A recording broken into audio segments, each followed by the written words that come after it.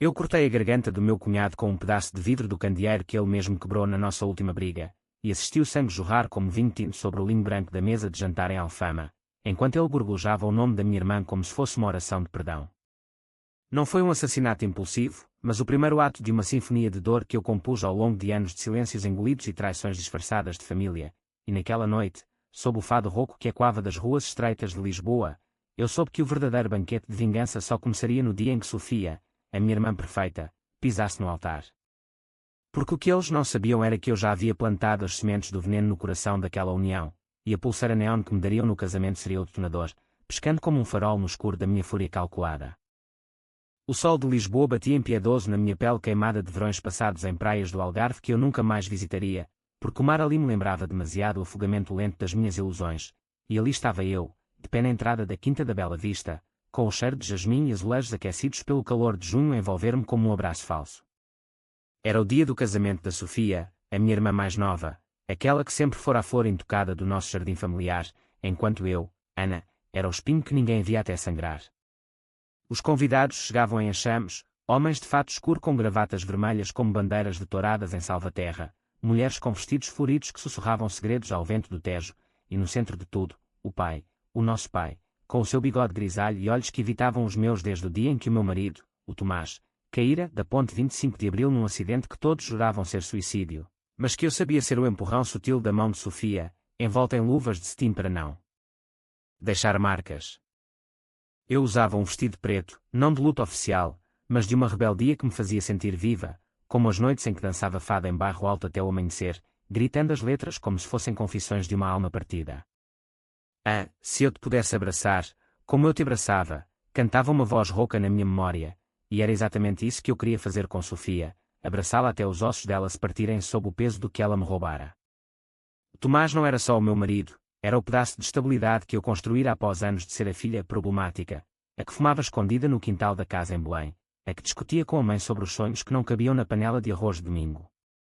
Sofia, Sofia, com os seus cabelos loiros ondulados como as ondas do Atlântico em Cascais, e olhos verdes que hipnotizavam, como os das sereias que as avós contavam nas noites de inverno, ela era a eleita, a que o pai mimava com viagens a Porto para provar vinhos do Douro, enquanto eu limpava a casa sozinha, sentindo o cheiro de mofo das paredes antigas como o peso das expectativas não ditas. Quando me aproximei da mesa de registros, o ar estava carregado com o aroma de pastéis de nata quentes, trazidos de Belém como ofrenda aos deuses do casamento, e o som de risadas falsas que ecoavam como copos tilintando em brindes vazios. A mãe, com o seu colar de pérolas que herdara da avó minhota, aproximou-se de mim com um sorriso que não chegava aos olhos, daqueles sorrisos que as portuguesas aperfeiçoam nas conversas de café sobre o preço do peixe no mercado da Ribeira. Ana, minha querida, que bom que vieste. Toma, isto é para ti, disse ela, estendendo uma caixinha preta de veludo, como se fosse um presente de Natal adiantado, mas eu sabia que nada na nossa família era dado sem cordas atadas. Abri-a devagar, sentindo o tecido roçar os meus dedos calejados de noite sem claro a remoer planos, e lá estava, uma pulseira neon, fina como um fio de arame, com luzes LED que piscavam em tons de azul e verde, como as luzes dos barcos no cais das colunas ao pôr do sol. É moderna, não é? Para as solteiras da festa. Assim, o DJ sabe quem convidar para dançar, explicou ela, com uma piscadela que me deu náuseas, porque eu via o que ela não dizia, era para me marcar, como um animal vadio nas ruas de Alfama, para que todos soubessem que eu era a viúva instável, a que talvez bebesse demais do vinho de colares e dissesse verdades inconvenientes. Mas eu sorri, aquele sorriso que ensaiara no espelho rachado do meu apartamento encheado, e prendi a pulseira no pulso esquerdo, sentindo o zumbido sutil da vibração contra a veia que pulsava com raiva contida. Obrigada, mãe. É perfeita. Brilha como a verdade que ninguém quer ver. Ela hesitou, como se as palavras a tivessem picado, e afastou-se para saudade-tias com beijos no ar, deixando-me ali, sozinha no meio da multidão, com o neon pescando como um código morse da minha vingança. Porque naquela pulseira não era só luz, era um transmissor, eu sabia, daqueles que o cunhado de Sofia, o engenheiro de telecomunicações em Oeiras, instalava em carros de luxo para rastrear infiéis. Eles pensavam que eu era louca o suficiente para não notar, frágil o suficiente para cair na armadilha de ser vigiada num dia de celebração. Mas eu, Ana, a que lera Saramago nas noites de insônia e aprendera com Lobo Antunes que a mente humana é um labirinto de expertidos, eu vira o brilho não como prisão, mas como arma. E enquanto o sino da igreja de São Vicente de Fora repicava ao longe, anunciando a chegada da noiva, eu comecei a dançar sozinha, o pulso erguido, deixando que o neon traçasse o meu caminho de volta ao inferno que eles me haviam construído. A cerimónia começou com o padre, um homem idoso de Monsanto com voz trêmula como folhas de sobreiro ao vento, a recitar votos que soavam como mentiras piedosas, amor eterno, fidelidade inabalável, promessas tecidas com fios de ouro falso. Sofia entrou pelo braço do pai, o vestido branco arrastando-se pelo chão de pedra como uma onda de espuma suja, e eu, sentada na terceira fila, com a pulseira escondida sob a manga, senti o estômago revirar como o mar em furacão. Ela era bela, sim, com o véu bordado de rendas de Viana do Castelo que a mãe costurara à mão, mas eu via as rachaduras, o tremor sutil nos lábios quando olhava para o noivo, o Ricardo, aquele canalha de olhos castanhos que eu conhecera primeiro num bar em Cais do Sodré, onde ele me prometera o mundo entre chosse de ginginha. Ele fora meu, por 3 anos de noites roubadas em hotéis de luxo no Estoril, de fins de semana em Sintra onde o nevoeiro nos envolvia como amantes culpados, até que Sofia, com o seu perfume de lavanda e inocência fabricada, o roubara, plantando sementes de dúvida sobre a minha instabilidade após a morte do Tomás. Tomás. O Tomás, com o seu riso grave como o toque do bandolim no fado de Amália, ele caíra não por acidente, mas porque descobrira as cartas que Sofia me enviara, anónimas, cheias de veneno sobre as minhas noites solitárias, acusando-me de adultério com o Ricardo quando era ela quem descera a taia. Eu encontrara as provas numa gaveta da casa dela em Campo de Ourique, fotografias borradas de mim e Ricardo, editadas para parecerem mais íntimas, e um diário onde ela confessava o plano de me isolar, de me tornar a ovelha negra para que o pai a elegesse como herdeira do negócio familiar de exportação de azeite para o Brasil.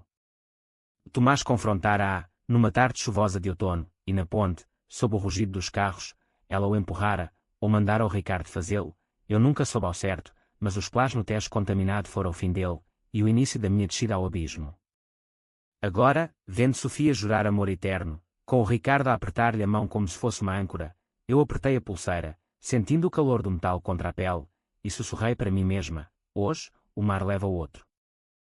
A recepção era um banquete de excessos portugueses, bacalhau à brás fumegante, presuntos de chaves cortados finos como promessas, e o vinho do Porto fluindo como sangue nas veias dos convidados embriagados.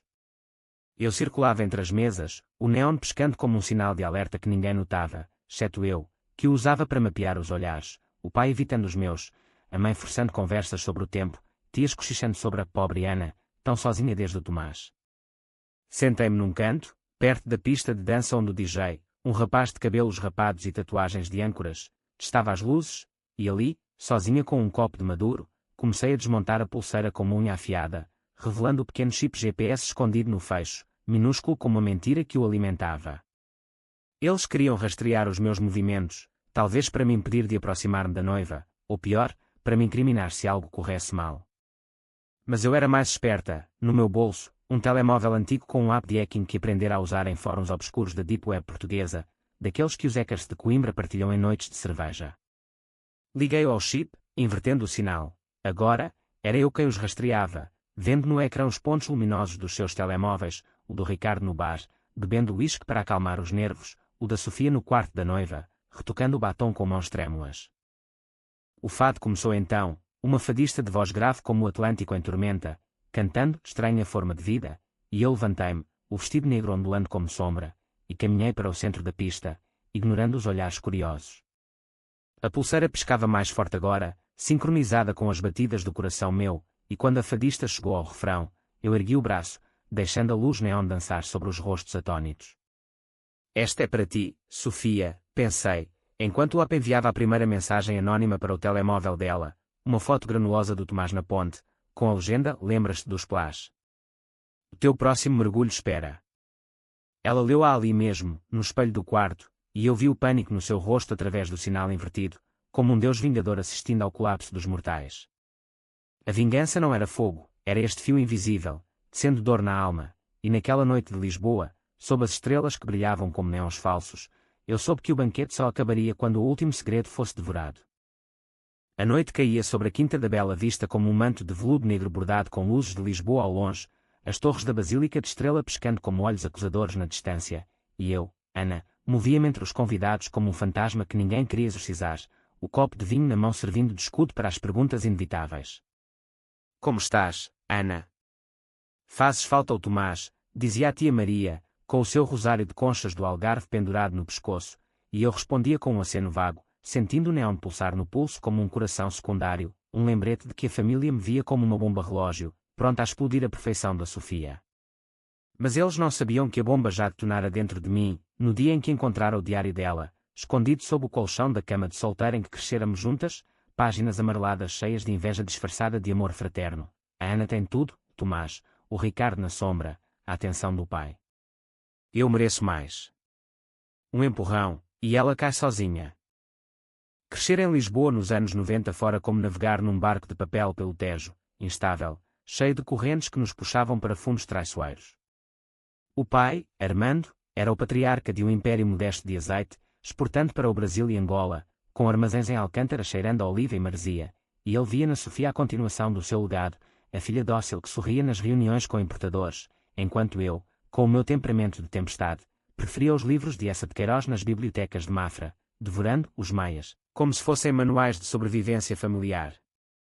A mãe, Isabel, mediava com sopas de grão de bico e rezas à Nossa Senhora de Fátima, mas no fundo, ela escolhera lados. Sofia, aqui à missa todos os domingos em Belém, contra mim, a que questionava Deus nas noites de insônia após o divórcio dos pais dos meus amigos. Tomás entrara na minha vida como um porto seguro, um arquiteto de Porto que viera para Lisboa restaurar fachadas antigas no Chiado, com mãos calejadas que traçavam o meu corpo como se eu fosse um azulejo raro. Casámo-nos numa capela pequena em Sintra, com chuva fina abençoando os votos, e por um tempo, foi bom, fins de semana em Óbidos a provar ginja, noites em que ele me lia pessoa ao ouvido, tenho em mim todos os sonhos do mundo, sussurrando como se fôssemos eternos. Mas Sofia sempre invejara aquilo, eu via nos olhares dela quando visitava a nossa casa em Campo Maior, fingindo admiração pelo apartamento modesto com vista para o castelo de São Jorge. Ela chegara um dia com o Ricardo, apresentado como amigo de trabalho, mas eu sentia a faísca. Ele, com o seu charme de lisboeta de Alcochete, pescador de fins de semana no Sado, olhava para mim como se Sofia fosse um eco distante.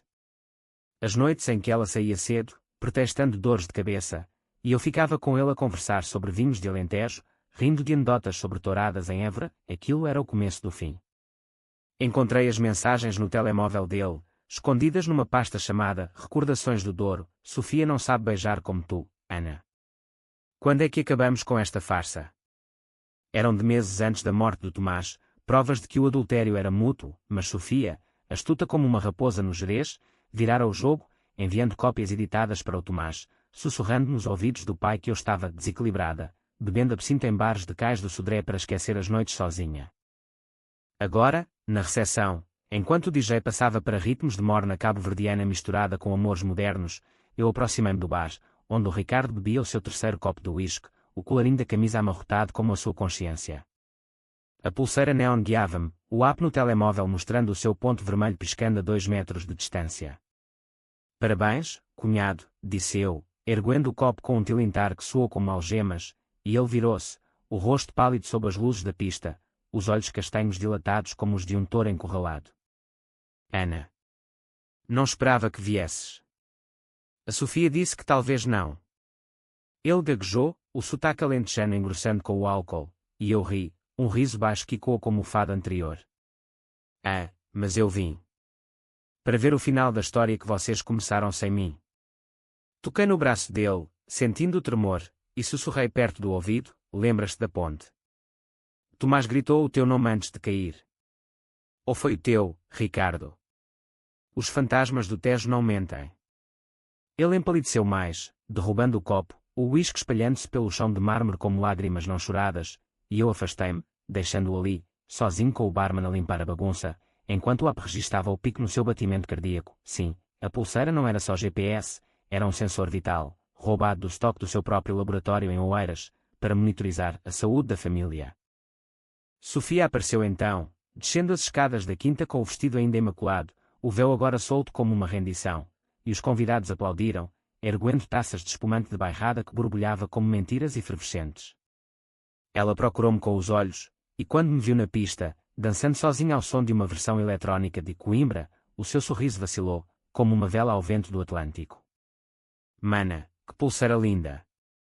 Combina contigo, tão luminosa, disse ela, aproximando-se com um abraço que cheirava a perfume caro de Paris, mas eu sentia o suor frio na sua nuca.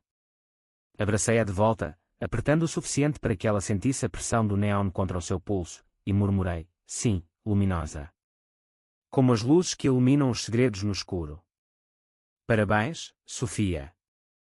Que o teu casamento dure mais que o meu durou. Ela recuou, os olhos verdes turvos como o Tejo após a chuva, e eu vi o telemóvel dela vibrar na mão trêmula, a segunda mensagem, um áudio gravado do Tomás, a sua voz rouca da última chamada, Sofia, para com isto. A Ana não merece, cortado abruptamente pelo som de água engolindo um grito. A dança continuou, corpos girando como folhas no outono lisboeta, e eu integrei-me, deixando homens de meia-idade com barrigas de cerveja sagos convidarem para valsas improvisadas, mas a minha mente era um vórtice de memórias, as tardes em que Sofia e eu brincávamos no jardim da casa em Belém, correndo entre laranjeiras, prometendo ser irmãs para sempre, até que a adolescência trouxera as primeiras fendas. Ela, a rainha do baile de escola em Paço de Arcos, eu, a que fumava atrás do ginásio. Sonhando com fugas para Madrid. O pai sempre a elogiara, Sofia é o futuro, enquanto me dava lições sobre responsabilidade, como se o meu fogo fosse defeito. E o Tomás, pobre Tomás, com o seu amor por mim como âncora, descobrira tarde demais a teia, confrontar a Sofia numa noite de temporal, chovendo em Alcântara, e no dia seguinte, a ponto reclamara. A polícia chamara suicídio, depressão pós-trabalho, mas eu vira as marcas no corrimão, finas como unhas de mulher, e o cheiro de perfume de lavanda no casaco dele, recuperado da água. Enquanto a fadista voltava ao microfone, cantando agora Lágrimas de Orvalho, eu sentei-me à mesa principal, ao lado do pai, que mastigava o cabrito assado com olhos baixos. Pai, a pulseira é um toque moderno. Quem pensou nisso? Ele engoliu seco, o bigode tremendo. O Ricardo. Para a diversão.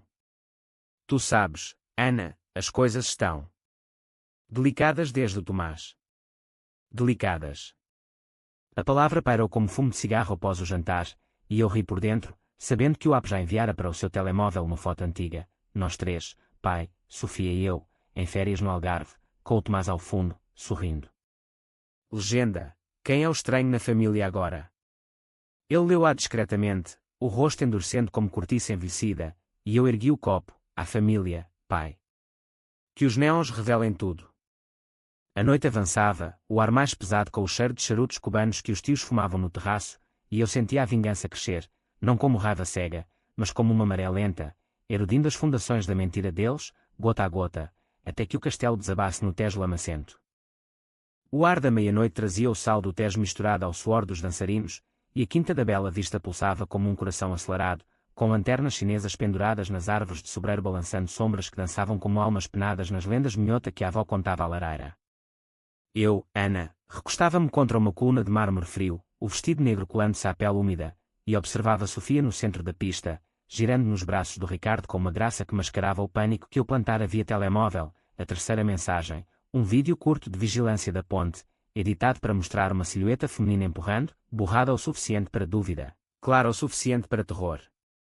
Ela ria alto, mas eu via o maxilar travado, os olhos vasculhando a multidão como uma presa farejando o caçador, e o néon no meu pulso piscava em sincronia, agora controlado pelo meu app, enviando impulsos falsos que faziam o telemóvel dela vibrar incessantemente, como um enxame de abelhas no peito. A família reunia-se em clusters, como uvas no Douro prontas para prensar, a mãe servindo fatias de bolo rei apesar de não ser reis, símbolo de prosperidade que ela forçava como remédio para discórdias, tios debatendo política, o PS contra o Chega, com vozes roucas de vinho do Dão, primas teens tirando selfies com filtros de corações partidos, ignorantes do drama que se tecia sob as luzes. Eu aproximei-me da mesa de sobremesas, pegando um pastel de Belém ainda quente, o creme queimado na boca como a dor que eu reservava para eles, e ali encontrei a prima Luísa, a única que ainda me olhava sem piedade, com os seus cabelos cacheados e tatuagem de fênix no ombro, resquício de rebeldia partilhada em noites de barro alto. Ana, essa pulseira é o máximo. Parece saída de um clube em Ibiza. Eles deram-te para quê? Marcar território. Ri, genuína pela primeira vez, e mostrei-lhe o pulso, deixando o néon iluminar o seu rosto moreno. Para rastrear os lobos no meio das ovelhas, Luísa. Queres ver um truque? Mostrei-lhe o app no telemóvel, os pontos luminosos dançando como estrelas caídas, Sofia no centro, Ricardo desviando-se para o bar, o pai no terraço fumando um charuto com um estranho.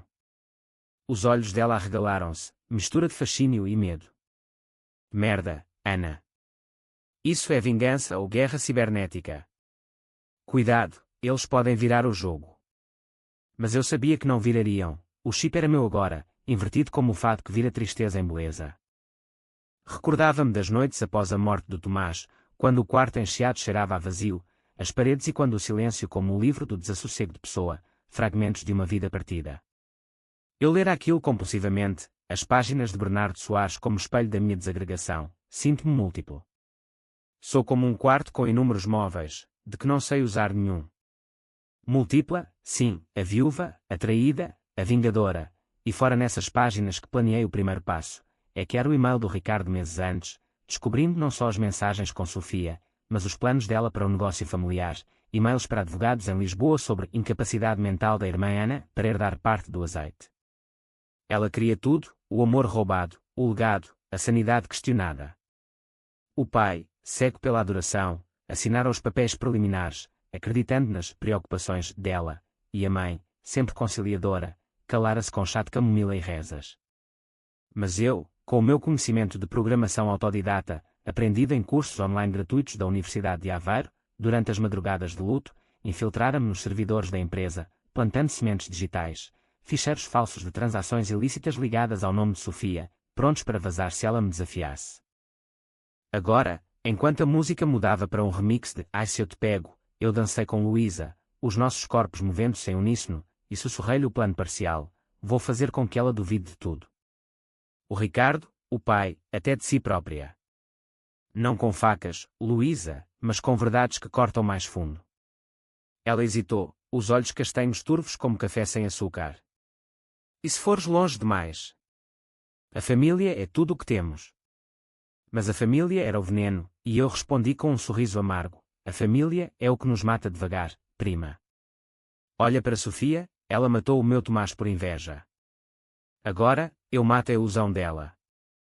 Afastei-me, deixando Luísa pensativa, e dirigi-me ao terraço, onde o pai fumava sozinho agora, o charuto apagado entre dedos trêmulos, o telemóvel na mão com a minha mensagem: lembras-te do testamento do Tomás? Ele deixou tudo para mim, não para a perfeita Sofia. Mas se eu cair, cai tudo. Ele ergueu os olhos quando me aproximei, o bigode grisalho tremendo como folhas ao vento. Ana, o que é isto? Brincadeiras de mau gosto no dia do casamento da tua irmã. Sentei-me ao lado dele, o néon refletindo no corrimão de ferro forjado, e toquei no seu braço, sentindo a veia pulsar irregular. Não é brincadeira, pai. É justiça. Tomás não se suicidou, foi empurrado. Por ela. E tu sabias, no fundo, porque ignoraste as minhas lágrimas. Ele negou, a voz rouca como o fado de Coimbra, mas os olhos traíam, o peso de anos a escolher a filha errada, a que sorria para câmaras em feiras de azeite em Santarém, contra a que questionava as desigualdades no jantar de domingo. Estás louca, Ana. Como o Tomás dizia, sempre com teorias. Mas eu ri, baixo, e mostrei-lhe o ponto de Sofia movendo-se erraticamente para o jardim, fugindo da pista. Louca. Ou só desperta. Olha para ela agora, pai. O teu legado está a desabar. Ele calou-se, o charuto caindo no chão, e eu levantei-me, deixando-o com o fumo a subir como fantasmas. No jardim, encontrei Sofia encostada a uma oliveira centenária, o vestido branco sujo de terra, o telemóvel na mão, lágrimas escorrendo como orvalho matinal. Ana. Para com isto. O que queres? Dinheiro. O Ricardo. Aproximei-me, o néon iluminando o seu rosto pálido, e segurei-lhe o queixo, forçando-a a olhar-me nos olhos. Quero o que me roubaste, mana. A verdade. Tomás gritou o teu nome antes de cair. E o Ricardo? Ele ainda me ama, sabes? As mensagens que enviaste eram dele para mim. Ela soluçou, o corpo tremendo como uma folha no gerês, e eu soltei-a, recuando para as sombras. A pulseira é o teu presente para mim, Sofia. Agora, usa a tua, o medo que te dei. A madrugada aproximava-se, com o canto dos grilos misturando-se ao eco distante de sirenes no Tejo, e eu voltei à pista, dançando com estranhos, sentindo a liberdade do controle. A mãe encontrou-me ali, os olhos inchados de choro contido, o colar de pérolas desajustado. Ana, por favor. É o dia dela. Deixa passar. Mas eu abracei-a, sussurrando: não passa, mãe. Nada passa sem pagar. E no app, enviei a quarta mensagem, para todos eles, um áudio coletivo, a voz do Tomás gravada na ponte: ajuda. Sofia, loop infinito de culpa. A festa continuou, mas o ar mudara, risadas forçadas, olhares desviados, e eu, no centro, o neon como coroa, reinando no caos que descera com linhas de luz e sombra.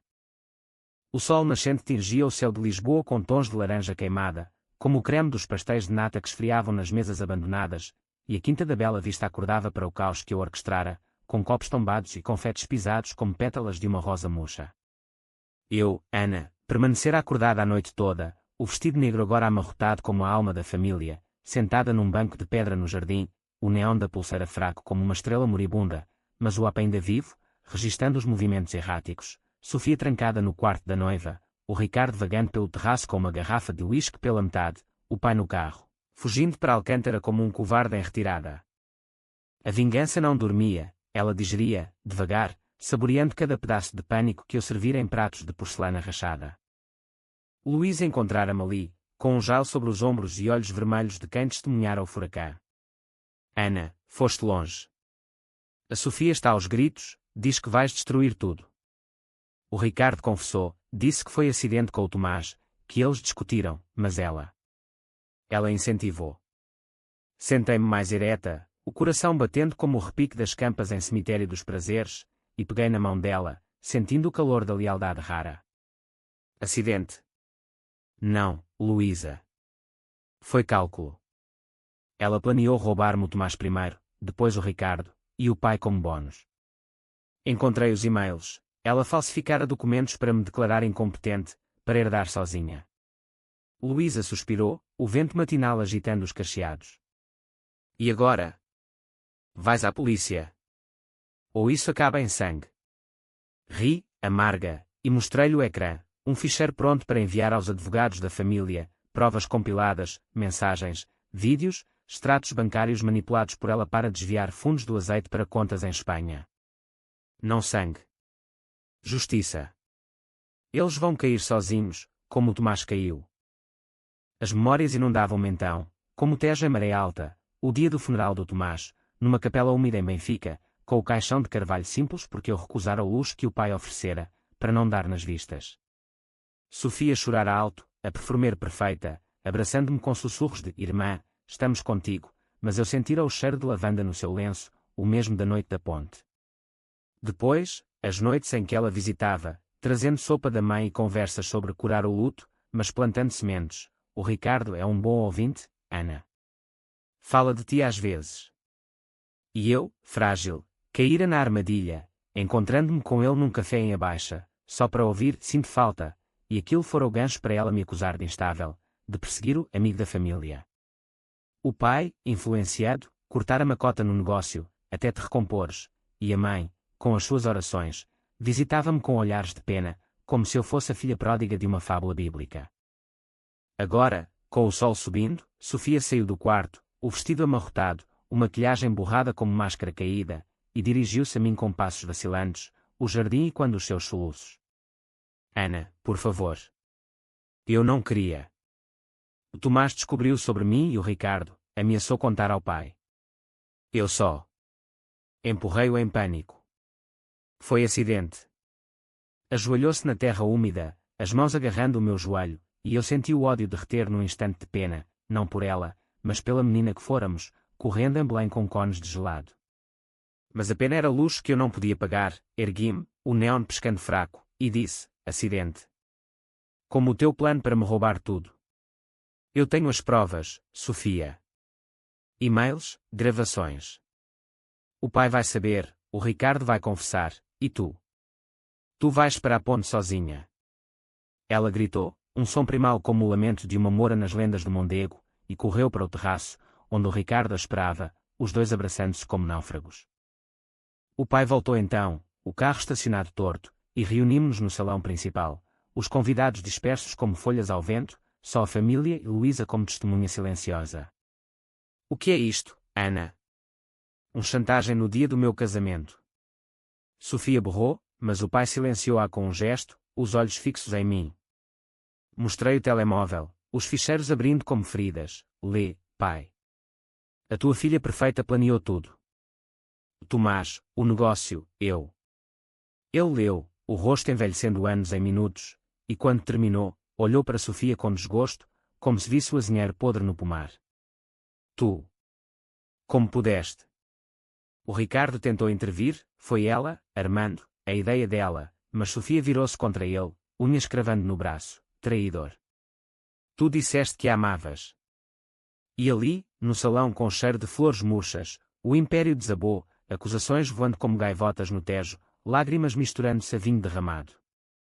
Eu observava, o neon agora apagado, como se a bateria da vingança se esgotasse, e senti um vazio, não triunfo, mas exaustão, como após uma tourada onde o toureiro sangra tanto quanto a besta. A mãe chorava no canto, rezando ave-marias, e Luísa apertou-me a mão. Acabou, Ana. Agora, constróis o teu. Mas não acabara, chamei a polícia via app, uma denúncia anónima com as provas, e ouvi as sirenes ao longe, aproximando-se como justiça tardia. Sofia olhou-me uma última vez, olhos verdes vazios, eu só queria ser amada. E eu respondi, voz baixa, todos queremos, mana. Mas o amor não se rouba, devora. As luzes da quinta apagaram-se uma a uma, o sol pleno agora, e eu saí para o jardim, sentindo o ar limpo pela primeira vez, o Tejo brilhando como promessa de marés novas. Dias após o caos da Quinta da Bela Vista, Lisboa acordou para um escândalo que corria como vinho derramado nas ruas de Alfama. Irmã empurra cunhado para o Tejo por herança de azeite, gritavam os jornais de Abola ao Correio da Manhã, com fotos granuladas da ponte 25 de Abril e o rosto de Sofia em manchetes sensacionalistas, a noiva traidora. Eu, Ana, li aquilo no meu apartamento encheado, com uma chávena de galão fumegante na mão, o sol filtrando pelas persianas velhas como confissões antigas, e sentia não alegria, mas um alívio oco, como o eco de um fado terminado. A pulseira neon jazia na mesa, desmontada, o chip esmagado sob o salto do meu sapato, resquício de uma arma que salvara e destruíra. A polícia prendera Sofia por homicídio involuntário, após confissão do Ricardo, que, para salvar a pele, revelara tudo, o empurrão na ponte, as falsificações, o plano para me internar num asilo em Tomar. O pai, devastado, vendera o negócio de azeite por uma fração, mudando-se para um quarto modesto em Setúbal, perto do sado onde pescava sozinho, murmurando orações a São Pedro. A mãe visitara-me na véspera, os cabelos grisalhos soltos como rendas desfeitas, trazendo um prato de bacalhau com natas que cheirava a casa em Belém. Ana, perdoa-nos. Eu via os sinais, mas... o sangue é mais grosso. Sentei-a no sofá gasto, com vista para a estátua de Camões que vigiava a praça, e servi-lhe um copo de vinho de Bucelas. Sangue grosso, mãe. Ou pegajoso, que nos prende em mentiras. Ela chorou então, soluços que ecoavam as noites em que meninava com canções de embalar sobre princesas minhota, e eu abracei-a, sentindo o osso das omoplatas como varas secas. Eu falhei contigo, Ana. Escolhi a paz em vez da verdade. Mas o perdão não vinha fácil, era como extrair azeitona do caroço, amargo e demorado. Vai vê-la na prisão, mãe. Diz-lhe que eu disse, o mar perdoa, mas não esquece. Ela partiu com o prato vazio, mas o peso aliviado, e eu fiquei sozinha, ligando para Luísa, vem, prima. Vamos a Porto, provar vinhos no Douro. Sem neons, só luz natural. A viagem foi catarse, o comboio alfa pendular serpenteando pelo interior, pastagens verdes de leiria dando lugar às vinhas encostadas em socalcos como amantes exaustos, e em peso da régua, alugámos um barco para o rio, o sol de julho batendo impiedoso. Luísa ria, contando anedotas de namorados falhados em Coimbra, e eu bebia o vinho tinto, sentindo o tanino na língua como lições aprendidas. Sabes, Ana, a tua vingança foi poética. Como um romance de Lobo Antunes, caos na mente, mas ordem no fim. Ri, o rio refletindo o céu azul, e contei-lhe o que não dissera a ninguém, as noites em que, após o Tomás, considerara o mesmo salto da ponte, o Tejo chamando como amante rejeitado. Mas o ódio salvou-me, Luísa. Transformou dor em lâmina. Ela apertou-me a mão, o barco balançando suavemente, e agora? Herdeira do azeite. O pai deixara-me a cota restante, um gesto de redenção tardia, mas eu vendê-la-ia, usaria o dinheiro para abrir uma livraria em Chiado, páginas do desassossego, cheia de Saramago e Pessoa, para almas partidas encontrarem ecos. De regresso a Lisboa, o outono trouxe chuvas finas como véus de noiva rejeitados, e eu visitei Sofia na prisão de Tires, perto de Cascais, onde o mar rugia como testemunha muda. Ela estava magra, os cabelos loiros opacos, olhos verdes apagados como jade rachado. Ana. Obrigada por não mentires mais. Sentei-me do outro lado do vidro, o telefone frio na mão. Não é obrigado, mana. É fim. O Ricardo fugiu para a Espanha, o pai pesca fantasmas. E tu? Aprendes fado na cela. Ela sorriu fraco, lágrimas traçando sulcos, sim. Grândola, Vila Morena, liberdade, mesmo presa. Saí dali com o peito mais leve, o mar de Cascais brilhando sob o sol fraco, e parei num café para Ginginha, brindando ao ar, ao Tomás. Que o Tejo te leve suave. Luísa ajudou-me a abrir a livraria, prateleiras de madeira de sobreiro cheias de volumes que cheiravam a tinta e salvação, e nas noites de inauguração, com vinho de colage fluindo, eu li certos de Memorial do Convento para convidados curiosos, sentindo o Tomás sorrir das sombras. A família reconstruía-se aos pedaços, o pai mandava postais de Setúbal com peixe seco, a mãe tricotava jales que eu usava em invernos frios, e Sofia, em cartas censuradas, pedia perdão em linhas tortas. A vingança fora o fogo que purificara, deixando cinzas férteis para novo crescimento. E eu, Ana, caminhava pelas ruas de Lisboa, do Rossio ao Carmo, sentindo o pulso livre de neons, mas marcado pela luz interior, a de quem sobrevivera ao abismo, emergindo com histórias para contar. Invernos em Lisboa são traiçoeiros, com neblina que sobe do Tejo como fantasmas de amores perdidos, embrulhando as ruas de Chiado em lençóis úmidos que cheiram a castanhas assadas e memórias assombradas, e ali, na minha livraria, páginas do desassossego, eu encontrava refúgio entre as estantes, tocando lombadas como peles de amantes antigos. Era dezembro, o Natal aproximando-se com luzes piscantes nas montras da Baixa que me lembravam a pulseira neon, não com ódio, mas com uma sabedoria dura, forjada no fogo da traição. Os clientes entravam em ondas, buscando essa para risos cínicos ou pessoa para solidão partilhada, e eu recomendava O Ano da Morte de Ricardo Reis, a quem parecia perdido, sussurrando, às vezes, morremos para renascer. Porque era isso que eu fizera, morrera como a viúva vingativa na quinta, renascera como a dona de um espaço onde palavras curavam feridas que facas não tocavam. O pai visitara-me na véspera de consoada, magro como um ramo de oliveira seca, trazendo um cesto de azeitonas de Alcântara que colhera ele mesmo. Ana, o mar em Setúbal cura, sabes? Como tu curaste. Jantámos juntos, bacalhau cozido com batatas, e ele falou pela primeira vez do Tomás sem evasivas, eu devia ter visto. O amor cega, como o vinho do Porto. Abracei-o, sentindo o cheiro de sal e arrependimento, e perdoei, não com palavras grandiosas, mas com um aceno, vem no Natal, pai. A mãe já confirmou. Ela chegara cedo, com o colar de pérolas polido e olhos mais claros, ajudando a decorar a livraria com ramos de azevinho e velas que tremiam como corações expostos. A Sofia mandou uma carta, disse ela, estendendo o envelope amarelado. Abriu ali, sob a luz fraca da montra, mana, o fado aqui dentro é real. Mas aprendo. Ama por mim, até eu sair. Lágrimas caíram, quentes como o chá de hortelã que bebíamos, e eu soube que o ciclo se fechava, não em ódio, mas em aceitação, como o Tejo que leva detritos para o mar amplo. Luísa tornou-se sócia na livraria, os seus cacheados dançando entre prateleiras enquanto organizava clubes de leitura sobre o Lobo Antunes, para almas que sangram em silêncio. Numa noite de janeiro, com neve rara polvilhando o Rossio como açúcar em doce da avó, ela confessou, a tua história inspirou-me, Ana. Escrevi um conto, sobre irmãs e pontes. Li-o à lareira, rindo e chorando, e brindámos com ginginha, às pontes que não caem. O Ricardo reaparecera nas notícias, extraditado de Madrid por fraude, mas eu não o odiava mais, era um eco distante, como o som de barcos no cais. Sofia saíra em condicional após 2 anos, mudando-se para o Alentejo, onde abria uma pequena quinta de ervas medicinais, cartas dela chegando com cheiro de alecrim, reconstruo, mana. Devagar. Convidei-a para a livraria, e num dia de primavera, com jacarandás roxos florescendo na avenida, ela entrou, magra mas ereta, olhos verdes revividos. Abraçámo-nos sem palavras, o abraço demorado como o de meninas em Belém, e sussurrei, bem-vinda de volta. Queres ler Saramago? A cegueira não é só dos olhos. Ela sorriu, genuíno, sim. E tu, perdoas?